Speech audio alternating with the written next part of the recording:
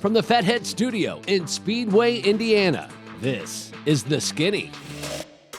Man, am I still pretty? And he's like, you ain't pretty, but you're going to be all right. And now I'm just hanging on, looking at the wall, like flying this way. And I'm like, oh man, I got to let go of this thing at some point. And then there's one that could literally pick you up. Yeah. It's I'm not really sure about that, but yeah. That's called a helicopter. Well, And the last lap was just chaos. I mean, like 4 wide, 5 wide. It's like whatever. If you land it and send it into the fence, you're probably not going to get hurt. Bounce and then this insane roll. The car that Keegan was in. I mean, I don't know, it's the shape of the Beetle or what, but that thing sent it. So I was the supercharger specialist on my old man's car with Specialist?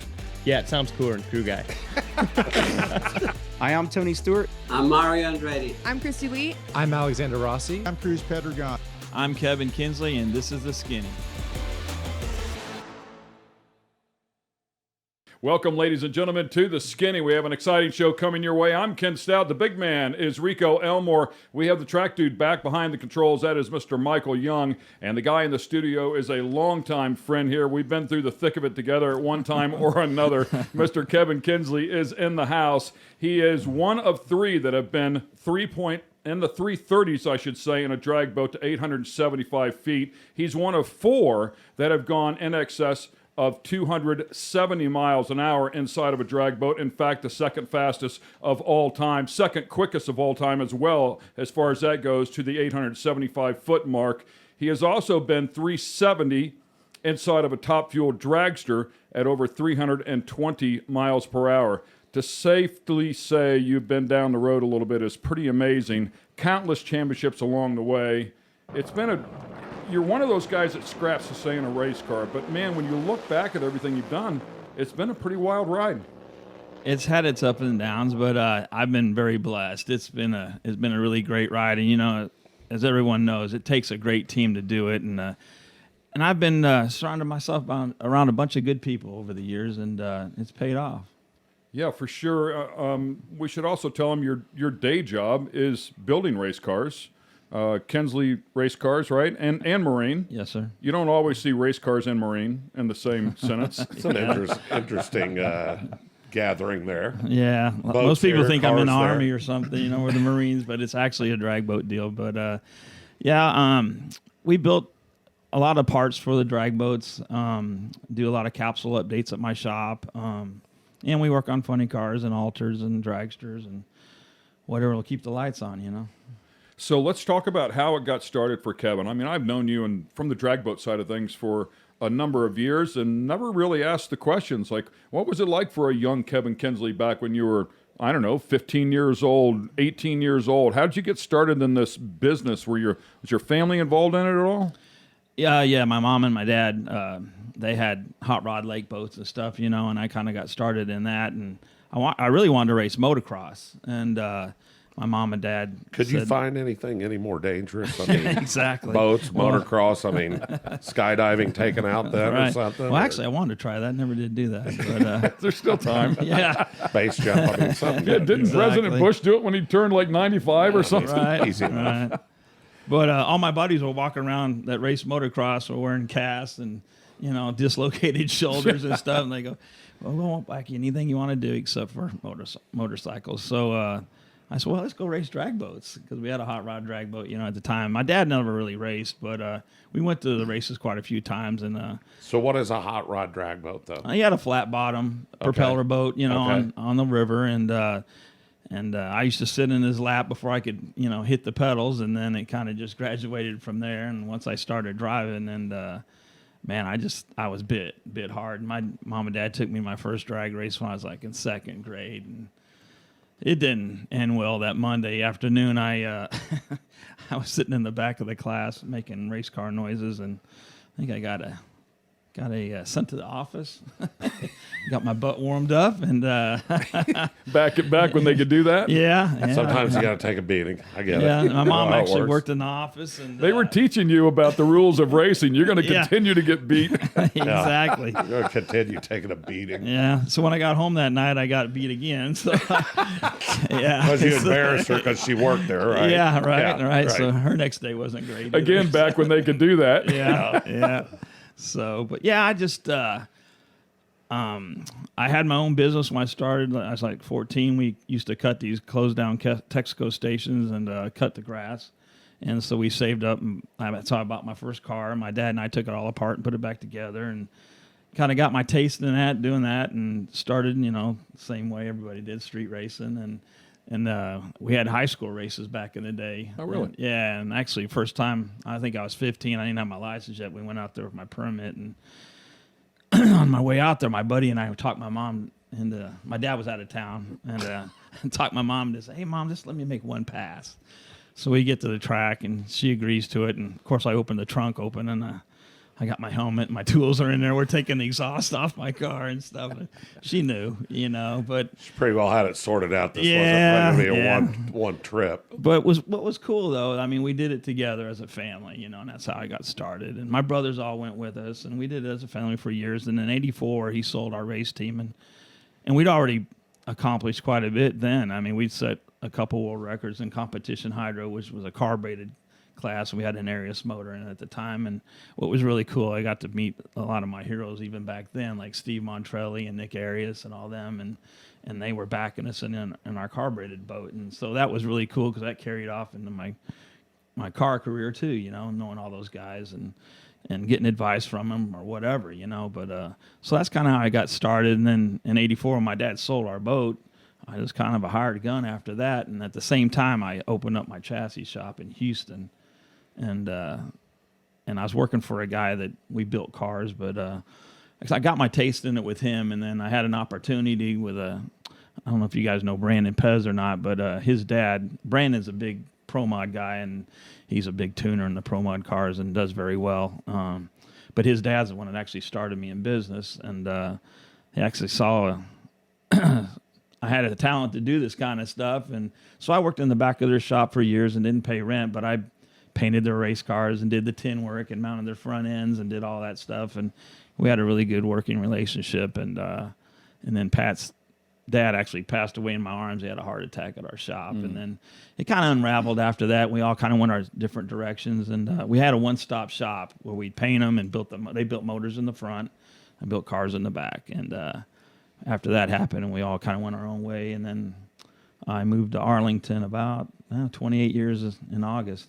I've been up there, so brought my chassis shop up there and got more involved in the car stuff. I drove for Tommy Thompson. We did really well, and I used some of that money to buy our first funny car, and my ex-wife and I did. And then we put that team together, ran it for a while, and then in between all that was still kind of a hired gun driving for people in their boats and in their cars too, and then I run my car some too, so. He's one of the most naturally gifted drivers to ever sit behind the wheel of a drag boat. This is Kebin Kinsley in the studio with us. We'll be right back with more. Dude, what do you got in the low gear lean out? And I told him, and he goes, man, that's too much. I'm like, dude, I just beat Jimmy Jones. I beat Harker. The Skinny is brought to you by Fatheads Eyewear. Fatheads Eyewear, hardcore since '04. And American Coach. Innovation is our life force. I'll say it again. The best times happened during the commercial break. I apologize for that, but we were just beating up on Rico. He's got the best questions when we go to commercial break. But we're going to ask this one again because it is well worth the answer. Before we go there, though, I want to rifle a couple things off to you, my hold friend. on a minute. Hold on. You got it? Are you ready? Oh, I'm still trying to think about how I said it, so go ahead.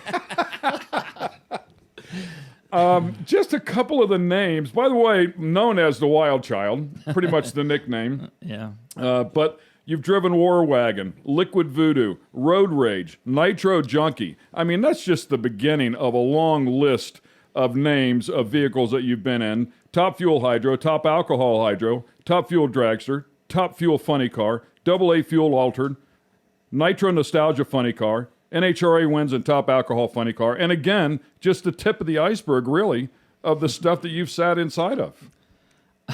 Yeah. Like I said, I've been very blessed. I've had some really good rides, and I've had some crummy rides too. But yeah, it's been a great career, and I hope to keep continuing on with the Liquid Voodoo and some of the other projects we got going on. We got some new stuff in the works. We're we're actually building a Nitro Pro Mod car. The War Wagon guys are. So it's, I just saw on Facebook a little while ago, they got the fuel tank in from Murph McKinney. That looks like a piece of artwork, by the way. It was beautiful, and Murph and them do great work over there. And been fortunate enough, been friends with Murph McKinney for a long time. He's actually been in my shop when I was in Houston, and came and hung out one time, and it was kind of cool because, you know, he's one of the best fabricators around himself, but he leads the industry in building parts for funny cars and dragsters or whatever. But it's a funny story. He went to Dallas. He got the CarCraft Chassis Builder of the Year, right? So, and he called me up one afternoon. He goes, "Hey, what are you doing?" I said, "Oh, I'm just at the shop working." And I've never told him this story, by the way. But so I'm just at the shop working. He goes, "Hey, man, we got a layover here in Houston on the way back from Dallas." And I said, "Yeah, by the way, congratulations on your winning the Chassis Builder of the Year." And he goes, "Yeah, man, I appreciate it." And he goes, "We want to come by and check out your shop." Oh, okay, cool. Well, it looked like a tornado went through my shop, you know. Course, It was right? like, so my helper and I were like cleaning the whole shop up and everything. And we had done some work together on some SFI stuff for the drag boat capsules. And he was a great help for all that. And, you know, just figuring out tubing sizes and where we're going to put stuff. And basically a capsule frame is like a top fuel dragster inside, except it's not as big a tubing because we got the Kevlar and carbon around the shells, around the cage. So anyway, so yeah, he came by my shop, and that was really cool for me to have somebody like that come to my shop. You know? Absolutely. But, you know, and came out and hung out for about an hour and a half, and we had a good time. But and recently I went by his shop when I came to Indy. I was picking up a new funny car chassis for our car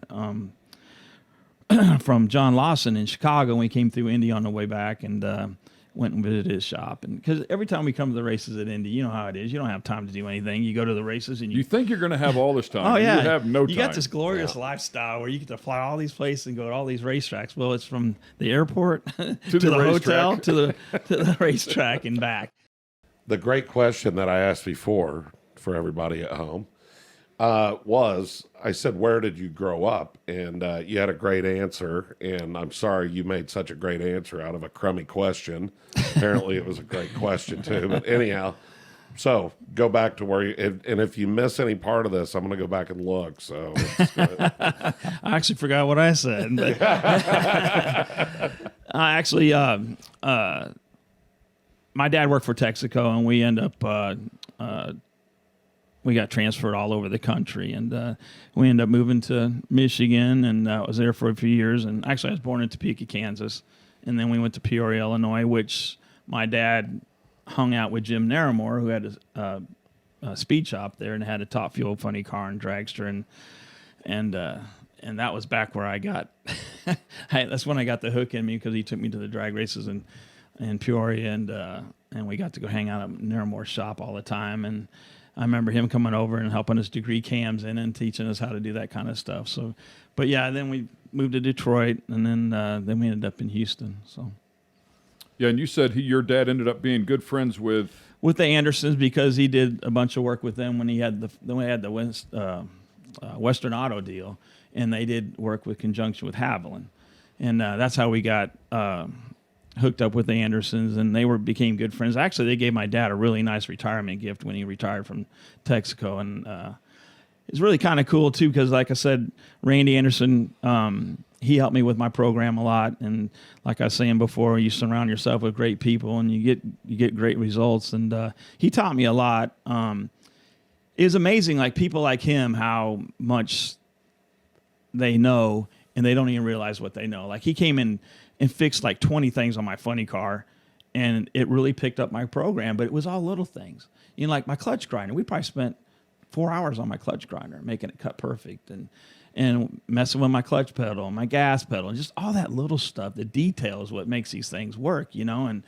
And Ralph and Spike Gore originally did my car, and they did a great job, but I was ready to go to the next level, but knowing people like Randy Anderson and Brad Anderson and Jeremy over at Anderson's and all those people that are a big part of this program of racing, you know, I mean, they make the parts, they refurbish the parts, and they do it at a great price, and they take good care of it, you know. And Randy, like I said, was a big part of our program, and just taught me a lot of the fundamentals. And just like I say, in the race pack computer, I would probably never even turn the computer on if it wasn't for my race car, but you have to have it, to monitor all the stuff on your car. And then to keep up with the Joneses, you got to have this stuff, And so basically, like at the time, Randy was getting really popular because when my car was winning, he was already tuning a couple other cars that were winning, and he was doing my deal really cheap and just to help me out. And he kept telling me, Keb, you don't need me. You can do this on your own. I said, man, I'm trying to keep a hot dog and a Coke in my sponsor's hands, and I'm keeping the car prepared and doing the tuning too. It's just, man, it'd be too much. But you figure out how to do it, I mean, you got it in here, man. You want to go do this, man. And we had some success. And when Randy was with me, we won our first national event at the Nationals in Houston. And then the next race, we went to the Dallas divisional race. We won that race. And then we went to Topeka and didn't qualify. Well, my clutch machine had broke, and I'd had another guy grind my clutch floaters and disc. Well, they cut them at a taper, and I didn't check them. I didn't have a way to check them at the time. I do now. But so we went to Topeka and just shook the heck out of the car and tore up a bunch of stuff, and so we didn't qualify. And then we came back, and then that's, like I said, Randy got busy doing other people's stuff, and so I started going in at 4 a.m. and getting on the computer. And what was cool about the race pack computer, you can overlay all these different runs. So I had good runs and I had bad runs. So I taught myself, okay, this is why I did this. This is why I did that. And hey, we got too much fuel down here. We don't have enough here, and that kind of stuff. And just taught myself how to use the computer to my advantage. And so then we went to Dallas, and the next race, the national event. And I told Randy, hey, man, just come over and look over my shoulder once in a while and just make sure I'm not doing something stupid, And so anyway, I'd already beat Jimmy Jones first round, who was a Division IV champion, and then I beat Steve Harker second round. And Randy come over and was looking at my computer, and he goes, dude, what do you got in the low gear lean out? And I told him, and he goes, man, that's too much. I'm like, dude, I just beat Jimmy Jones. I beat Harker. This thing, we got a 21-gallon pump on my car that he had me buy, and everyone else is running a 17, 18-gallon pump, And I'm like, it's too rich down low. I said, look, the plugs look great. I mean, you always taught me, look at the parts. Look at the parts. And I did, and the motor was still rich, and it was hauling ass, and we were turning the wind light on. We ended up winning the national event. The student becomes the teacher. Yeah. So it was cool. He goes, well, I guess you're right. Yeah, just keep doing what you're doing, So then we went to Noble the next race, and we won that one. So we went to 5 races and won 4. And that was a good year. And I'm thinking, I got the 900 feet, and the blower's singing. I'm going, Kirkland fixed it.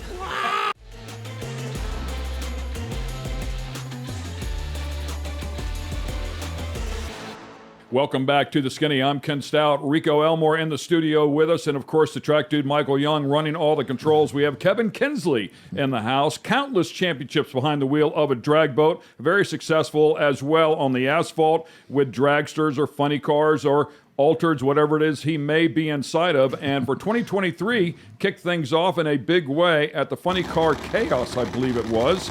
If you go back to 2022, not so good there at that event. But you come back in 2023 ready for battle, man, and you took on some of the best, including, by the way, a young Julie Natus, who was on our show with us last year. Very talented young lady with a very good race team as well. But, man, you guys had a great run out there in March. We did. It was. It finally came together. We, like you said, we struggled bad the year before, but yeah, we. I think if I read it right, you knocked the rods out of it in qualifying right off the bat. So it was actually in the water box. Wow. So, you're never going to do it. Let's get after it. Another level. And you never stop learning stuff in racing. I'm like, so. And I watch my guys. I mean, I'm pretty anal. And I watched it. They backed the motor down. They did everything like they're supposed to do, cleared it out. They pulled that coil wire, and it went boom. And I had my visor up. Don't do that again. It blew the burst panels out of it, and it lifted the blower up, and that shot right at my face. I'm like, here, dummy. Put your visor down next time. Wow. So, yeah, it was just one of those deals. You have those weekends, and that was one of them. But we actually went back out the first round this year, the first pass, and it knocked the tire off again. And what's really cool about the War Wagon team is that we all work together, you know. And I came back and I told him, I said, hey, like I said last year, this thing's too hopped up. I mean, the air the year before was like 800 feet. Well, the year before that, we set the record in the fuel altered. We ran 304 miles an hour in a quarter mile against Timmy and Richard Hartman, and the conditions were like 2,800 feet then, you know. But this hot rod they have, it's a good hot weather tune-up, and this thing is a joy to drive, man. It is such a blast, especially with the altered body on it, because it is a ride. I got to tell you this really quick, but I mean, like, you know, I've been running the top fuel dragsters, you know, it's 1,000 foot, you know, and you don't think that 320 feet is that much farther, but man, and that altered, you don't, in the dragster, you're sitting behind them, in front of the motor. In the funny car, you're behind it, but you got the body that muffles everything. And that altered, it's you and that blower. And I'm telling you, at 900 feet, you're thinking, wow, we still got a ways to go, and this blower is singing over 10,000 RPM. And it had a pitch to it that it hurt my ears. I don't, like a dummy, I don't wear earphones because I got the fire sock, I got the helmet. It just doesn't bother me unless when you're underneath the tunnel, you know, and they hit the gas, it hurts then a little bit. But, you know, since then I wear the earphones. But a completely different environment in the funny car. I mean, you've got a little bit of a barrier there. You've got the body around. I mean, it's going to be different. Yeah. But, I mean, that blower is singing, and it hurt my ears for 3 days. But, man, what a ride. It was amazing. I just think it's amazing hearing you talk about it because we've had a number of drivers on here. We talked to, I think it was Cruz Pedregon, who really broke stuff down. Was it Antron Brown as well? Oh, yeah. I mean, so how fast your brains when you're at speed. I mean, here you are. So you're talking about the 900-foot mark. So we know you went 304 in that thing. Mm-hmm. So you're in excess of 270 miles an hour at that mark. You're 295 probably right Yeah, there. probably, yeah. And your brain is functioning fast enough to say, I still have another 400 feet to go. You know, and as a junkie, you're like, man, this is badass, man. It is pulling. It's funny, the run before that, I think we went like a 512 or something, which was the fastest we've been in that thing anyway, and at 296 or something. And I told Kirkland, he was a tuner, and I was like, hey, this thing about 600 feet, it just is done, you know? And I said, it's acting like it's going rich or something. He goes, huh, I'll fix that.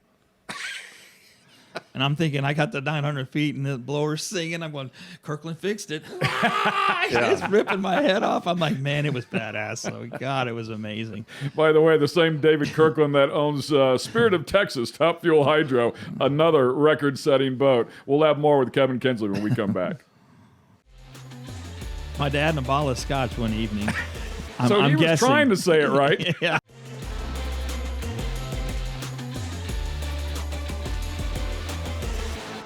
Welcome back to the Skinny. We're here in Speedway, Indiana, the Fatheads Eyewear Studio, just down the street from Indianapolis Motor Speedway. We have Kebin Kinsley inside of the house here. Did I say Kevin or did I say Kevin?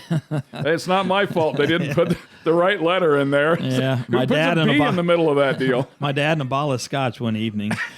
So he was guessing. trying to say it right. Yeah. All right, so I got to tell the story. He now just that, had a now baby that, boy. I mean, of course he's going to have some scotch. Now that he brought it up, mom's there with baby boy. They're trying to name him. This came up in 2000. I can't remember. I can look and tell you. We're at the Indianapolis Motor Speedway. One of our friends is there with us, and he goes, "Did they just say that guy's name is Kebin?" And I said, "Yeah, it's Kebin." He goes, "So what was that? Like the mom said to the dad, hey, what should we name him?" And he had like a cold, and he's like, "We should Kebin." And he was like stopped up, and he couldn't say the V, so it was like a B.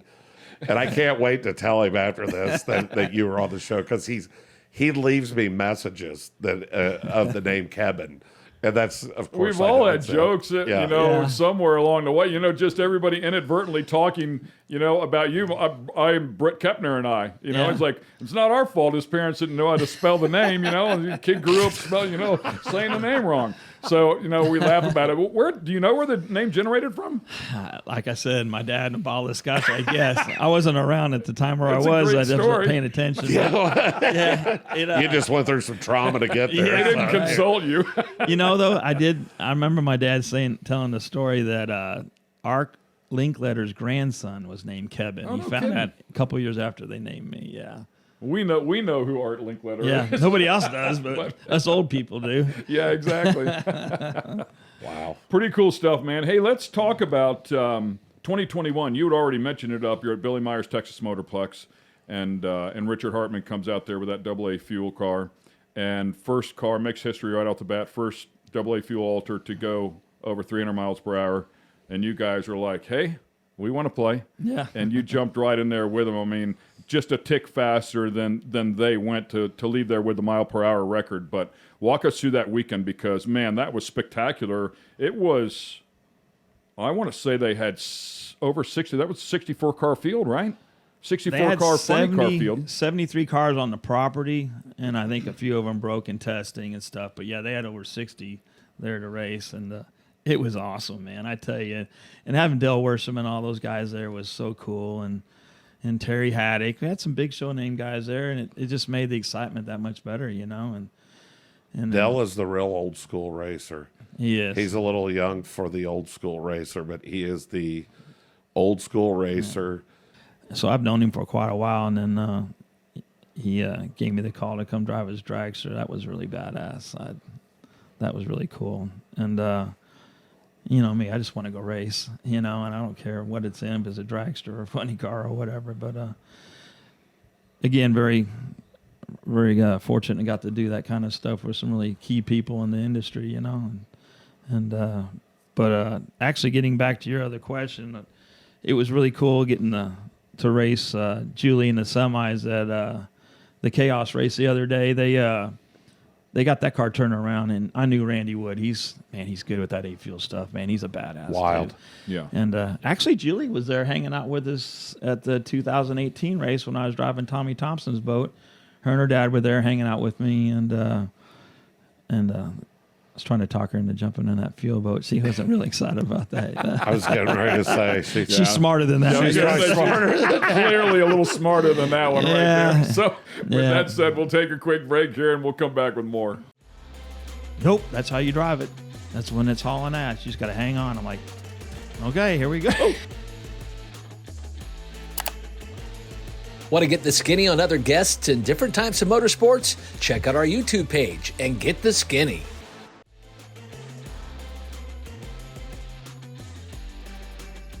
The Skinny is brought to you by American Coach. American Coach, innovation is our life force. And Fatheads Eyewear. Fatheads Eyewear, hardcore since '04. Welcome back once again to the Fatheads Eyewear Studio. This is the Skinny. We have Kebin Kinsley on the show. How many championships have you won in drag boats? Do you know? I think we're up to 18. 18 championships. This last year we won the SDBA Top Fuel Championship in David's boat. Without approximately how many different classes?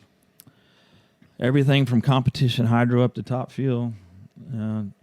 I think I runnered up in a jet class one time, but a bunch of runner-ups too. Yeah, whenever I met you, you were in a top alcohol hydro boat. For Tommy Thompson, I believe, wasn't it? Yeah, and actually, I think I was driving about 3 different teams that year. Whatever. Again, whoever put you in a boat, right? Mm-hmm. I know you drove for Lou Osmond. Yeah, Lou Osmond there out of St. Louis.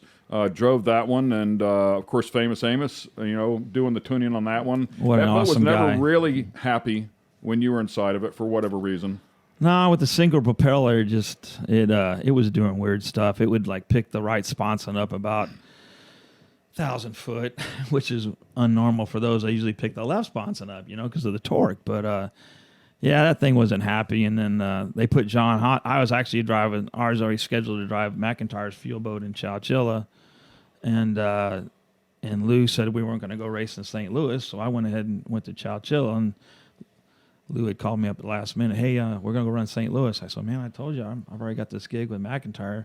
So I put John Haas in it, and first pass down the track, he crashed it. it was just one of those boats that was pissed off, you know, and you just couldn't seem to make it happy. And they went to the dual props, and he crashed a couple of those, and then he went to the bullet boat, and they had a lot of success with that boat too. But it's just one of those deals, man. When it's not right, it's not right, and it just you gotta have a feel for it in your butt. And I've been blessed with that. I honestly have. I've crashed a few of them, about 7 or 8 of them, you know, over the years. But man, if you do this stuff long enough, you're gonna crash one. It's just part of it. And it's a numbers game. It is. Yeah. Well, when we went to break, I said one of the most gifted natural drivers, you know, behind the wheel of a drag boat. I think Tony Scarlatta is one of those guys. He's amazing. Yeah. You guys do feel something, you know, that others don't feel. If I go to IndyCar, I think you have to talk about people like Will Power and Elio and Scott Dixon. You know, they feel, even against the good guys, they feel something there that the others. And it is a natural thing. It's just something that the way you guys are wired, you just feel it, and you're able to catch things. It really shines, I think, more when things are going wrong, because things could go wrong without ending in total disaster versus the ones where it ends in total disaster that didn't catch it a fraction of a second sooner. Well, I think the total disaster ones was the ones that school you, you know, because I have had some. I went and pushed it too far probably, but you know, it's crazy though. Like in the top fuel dragsters, like at Indy when we run it up in Roger Hennon's car, the road rage car. I mean, that thing was ripping my head off. Donnie Bender was tuning it. And he did an amazing job that weekend, and we were under the Coletta banner. You know, we were like their test dummy car, and we tested parts for them, and they helped us a lot with the tune-up Jimmo and all them. But man, that weekend it just clicked, you know, and it was running great. But man, I was getting down there about 900 foot, and the car's washing out. And I said, Donnie, man, you just put a smidgen of wing in that thing? Nope, that's how you drive it. That's when it's hauling ass. You just got to hang on. I'm like, okay, here we go. You know, and I'm like, it's skating around. I was like, okay, it's supposed to do this, man. It's a blast to drive, but you just, you know, you're thinking, but it dropped a hole or whatever right there, right in the finish line. But man, still ran 325. I mean, it was getting it. Yeah. You know, but even Dexter's car, you know, I got the call last minute on Wednesday when Corey got sick, and I felt horrible for Corey. He's such an awesome guy, and he's been a really good friend of mine. And I got the tap on the shoulder to drive the thing, and he'd set up all this sponsorship with Rev Chem and Nordic Boats and all this, and he got sick at Chaos Race the weekend before, you know, and I was actually down there welding on Dexter's car on that Monday, and he thought he was going to be better and everything, and it just didn't work out. And Dexter called me Wednesday, and I saw the phone ring. I go, man, he wants me to come work on the car. I'm so behind at work. I got to do this. And he goes, hey, what are you doing this weekend? I said, I'm just working. So I'll probably come out one day or whatever. And he goes, you want to drive a top fuel car? I'm like, nah, not really. Hell yeah. So it was really worked out good for me, because you got to make a pass in something every 2 years. Even though I still have my physical and I drove the altered and all, it doesn't count. You got to have to run a top fuel car. And so I was able to keep my license. I had 5 deals I'd worked over the summer with Palmer and a couple of Buddy Hall and a couple of guys. It just didn't work out. Wasn't able to make. I got to make one pass to keep my piece of paper. You know, you're looking 30, 40 grand to keep that piece of paper if you lose it. I mean, if you lose it, it's going to cost you that much to get it. So I was real fortunate. I got the phone call to keep my license for a couple more years. So. That's an exciting phone call for sure. Yep. 2017 was a special year for him. We'll touch on that when we come back. I remember when I was just a little kid watching it on Wide World of Sports. You know, I said, man, someday I'm going to do that.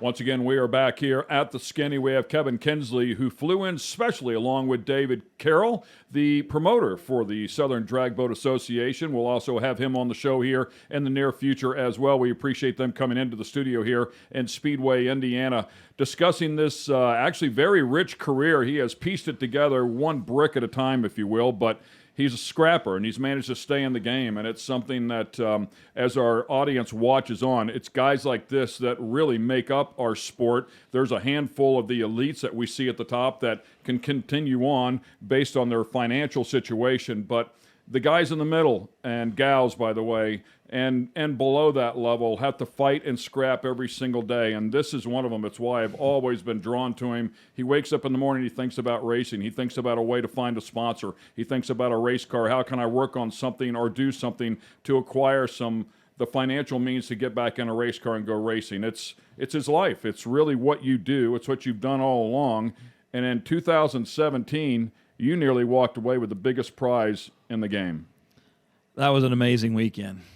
It really was. But going into that race, we had a bunch of stuff going on, but the car was running exceptionally well, and we had hired Donnie Bender at the end of that season, and we had everything set up. He came up and spent several months with us.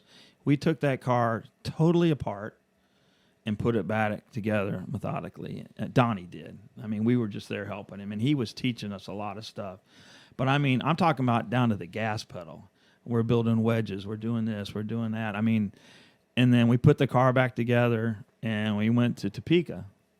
And first round, we had Antron Brown and went the quickest we'd ever won. He went a 69, and I think we went a 72 or something. I mean, it was a drag race. And that's what makes you sick. Yeah. You go a 72, and he goes a 69. Yeah. 72 wins a bunch of races, right. man. But, I mean, the car showed a lot of potential, which it was Doug Coletta's car. We knew it was a good car already. You qualified in the 16 hole, and to come from the 16th hole to U.S. Nationals and win one is a very rare feat. Like I said, it was building up to that. We ran good at Tennessee too, at Bristol, and then we went into Indy. And I'm thinking, hey, we got a good hot rod. And then we had a couple things happen in qualifying and stuff when we finally got in. I think on the last dig to get in, and then had Clay Milliken first round, and car ran exceptionally good. I lucked out on a 013 light, and you're at Indy, man. You're amped up, and I normally cut good lights first round anyway because you're amped up. Hey, you know what? You win the race just qualifying at Indy in my eyes, because I mean, I remember when I was just a little kid watching it on Wide World of Sports. I said, man, someday I'm going to do that, and I'm there doing it. Hugging Linda Vaughn, and she come up and give me a big hug. I mean, this is icons in the sport that you're just like, you get to see them at this one race. And Roland Leon and I worked together on some nostalgia stuff, and he was there, and it was just great being around all the people that were your heroes doing this stuff. And that's the reason I'm here. I mean, I've had that passion that I got when I was a young kid, and I'm here doing it. I'm living the dream. At that time I was 50 something, so it was a great weekend. And again, you surround yourself with good people, and great things happen. And a lot of my guys are just all my buddies from drag boat racing that came over when Roger gave us an opportunity to go do this, Roger Hennon, and we were living the dream, I mean, and we're going rounds at Indy. And they were strapping me in the car in the semis, and Howard Ferris, who I'm driving their fuel alter now, they're strapping me in. He goes, Keb, I don't think if we win this round, I don't think I can make it. I said, Howard, we win this round, you'll find energy. And we won that round, and we got it done. Thankfully, the guys from Coletta came over and gave us a hand, because we were dragging. But we made the call, and unfortunately, as soon as I hit the gas, it sheared all the bolts off the blower drive, and our day was over. But just to be there. That was in the final round, though. In the final round. With a shot at it against Torrance. Yeah. And then the fans slaying were everybody amazing. at the time, yeah. They said the bleachers were they're going to come down. I mean, everybody's hoping and Dude, they are all, well, Torrance had just been slaying it. You hate to say this, but they were tired of seeing him win. Right. And then you've got the little underdog, the guy that could, who shouldn't even be there, qualified 16th, somehow scraps his way into the final round. It's David versus Goliath all day long. If you could have one of those every weekend, I'm there every weekend.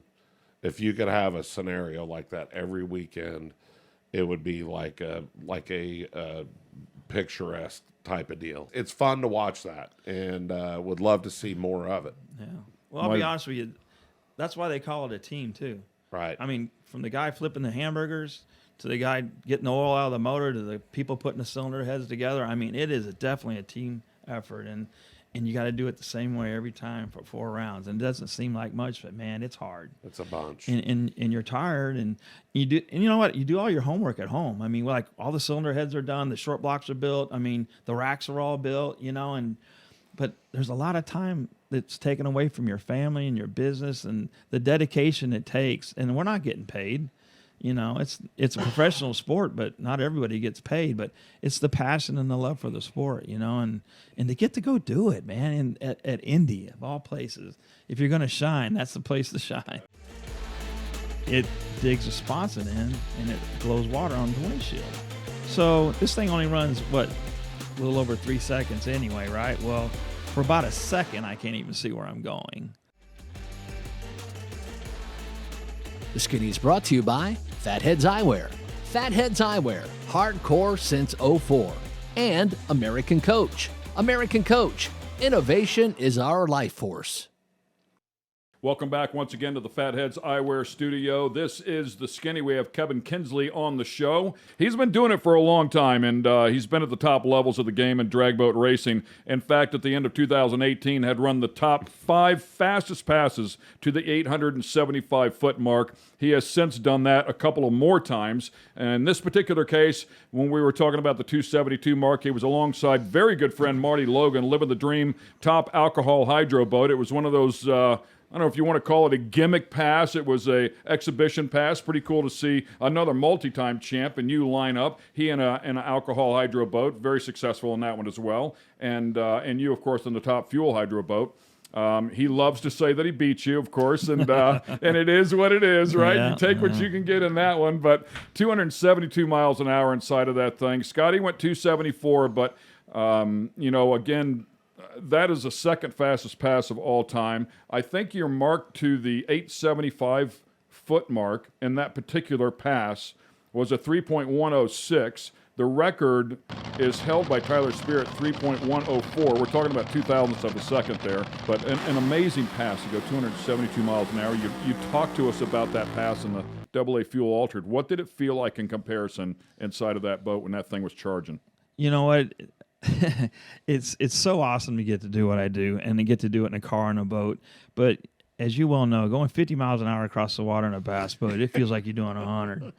This thing feels like... Okay, that's where I was going with it. I was kind of like, I know what it feels like on a jet ski about 40. So yeah, but I'm telling you, and what's crazy about this thing, we still... You got to make passes down the racetrack to learn anything. I don't care if it's a car, a boat, or whatever. But... So we've got this issue going on that right now, when I hit the gas in this thing, it digs a sponson in and it blows water on the windshield. So this thing only runs, what, a little over 3 seconds anyway, right? Well, for about a second, I can't even see where I'm going.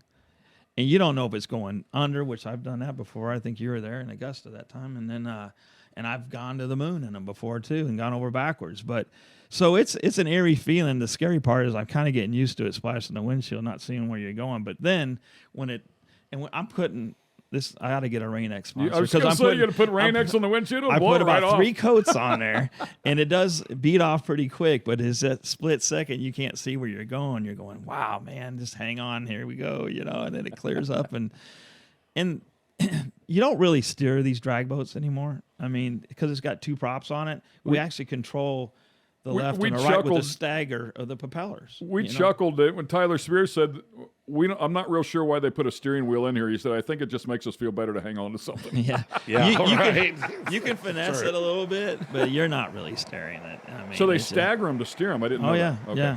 Yeah. And even like when I first drove this boat for Tommy and Scott, when they hired me to come back and help them fix it, because the driver they had before had run over a lot of stuff and they were repairing the boat every run, but he couldn't tell them what the boat was doing.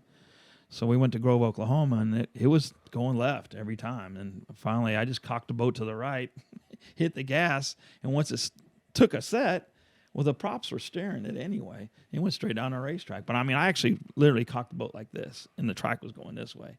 But he jumped up and took a set, and it hauled ass and went straight. And we went like 260 miles an hour that weekend in it, And so anyway, it's just a lot of it's in the setup, and we're missing it right now, but we're gaining on it. It's getting better, and honestly, I think this thing will run 280 and not hurt apart. I mean, my goodness. The motor's we're not even leaning on the motor. It's crazy, and it's a blast to drive, man. He's excited at 272 miles per hour. I'm excited at 40 miles per hour in a pontoon boat, so I can only imagine what that's like. We've had Kebin Kinsley on the show here. It's been a lot of fun. We appreciate him taking the time to come in here, and want to thank David Carroll as well, who was instrumental in getting him here as well. So we'll have David on in a future show. Look forward to that one. We'll find out what goes on behind the mind of a successful promoter. In the meantime, now you know the skinny on this guy, Kebin Kinsley. Thanks for coming in, bud. Hey, guys, thanks for having me. I had a blast. Good stuff. We'll see you next week.